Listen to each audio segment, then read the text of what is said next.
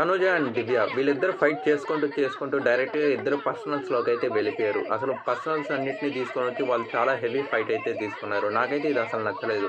Just game పరంగా చూసుకుంటే సరే అనుకోవచ్చు, కానీ తనుజ గారు అయితే 2 ఇమ్యూనిటీ ప్లస్ కెప్టెన్ అయ్యారు. సో అందువల్ల అయితే తీసేస్తున్నాను అనడం కరెక్ట్గానే ఉంది దివ్య గారు. సో అదేవిధంగా తనుజ గారు కూడా దివ్యని సో యాజ్ యూజువల్ నువ్వు కెప్టెన్ అయ్యో, సో నీకు ఇమ్యూనిటీ రాకపోతే బెటర్ అనడం ఓకే అనిపించింది. అది కాకుండా నువ్వు నా మీద ఎప్పటి నుండో పర్సనల్ గ్రడ్జ్ పెట్టేసుకున్నావు, దానివల్ల ఇదంతా ఎందుకు నువ్వు అది డైరెక్ట్గా చెప్పొచ్చు కదా, ఇదంతా అనడం నాకేం పెద్దగా నచ్చలేదు.